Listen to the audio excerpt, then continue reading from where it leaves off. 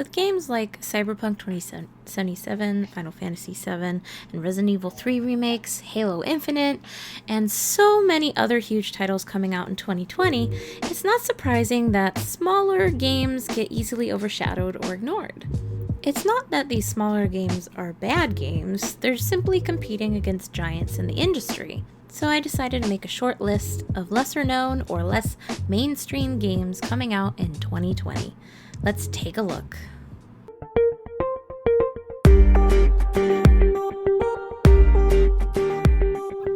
First up is Spiritfarer, which is developed and published by Thunder Lotus Games.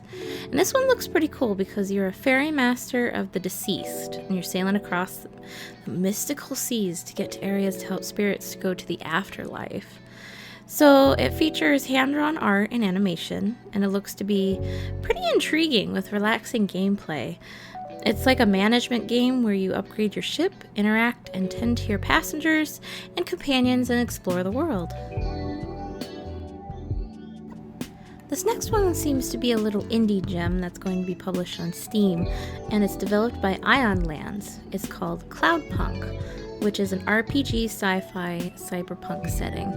You play as a delivery driver named Rania for the company called Cloudpunk. Whether on foot or in your hovercar, you'll be exploring the sprawling city of Nivelas, if that's how you pronounce it, right? Rania will interact with a variety of people throughout her deliveries, and she'll be uncovering corporate conspiracies, hackers, and rogue AI, and each character you stumble upon has their unique story that they tell. Decisions made throughout the game will have a lasting impact on the city's inhabitants. Whether you're going to play it solo or with that special someone in your life, Haven features a protagonist couple named U and K. If you're looking for that perfect date night game, I think this is going to be the one. The game sports a lovely visual style as the backdrop for this couple's perfect romance. The two have escaped to a forgotten planet and must settle into their new surroundings. And they can actually tactically fight together in battle, glide through the land, and slowly restore the planet. And if you don't happen to have that special someone because you're so lonely in life, if you happen to only be able to play it solo, don't worry, you're actually going to be controlling both of the characters at the same time and making different dialogue choices for each one. The first Little Nightmares was a puzzle platform horror adventure title and was released with positive reception, so it makes sense that there's a sequel coming out this next year. Little Nightmares 2 is looking to be more of the same, with dark visuals and eerie surroundings and really creepy enemies. But this time, players will be taking control of a new character named Mono. If you're wondering what happened to Six, the little protagonist that you play as in the first game, you don't have to worry because she's actually going to be accompanying Mono as a computer-controlled character. This next entry is looking pretty unique, and it's called Biomutant, and it's set in an open-world post-apocalyptic kung fu RPG. That's definitely a mouthful. The story seems pretty basic. It's about the end coming to the land, and the tree of life is bleeding death from its roots, and you must become strong enough to unite the tribes of the world. The third-person combat will feature martial arts styles of fighting, and it will actually mix melee and shooting and what's called mutation powers.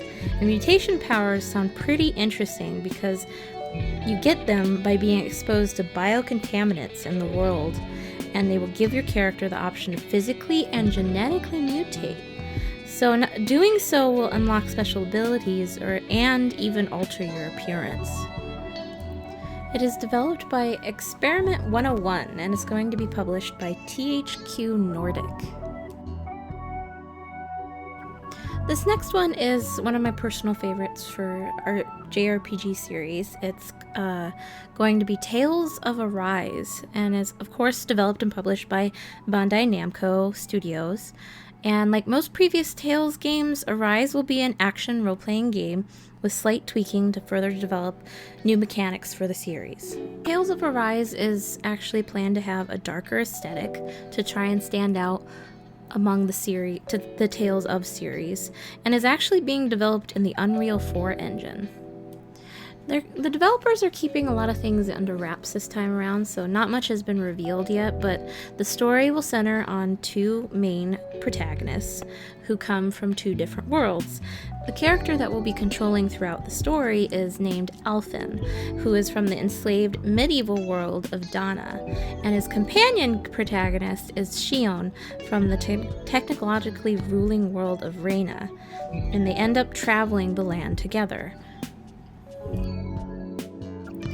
My next highlight is Griftlands, developed and published by Clay Entertainment. They're known for Oxygen Not Included, Don't Starve, Invisible Ink, and things like that. Griftland is going to be a deck-building roguelike. It's set in a sci-fi world that won't just have your average deck fighting, but also different methods to negotiate your way through scenarios.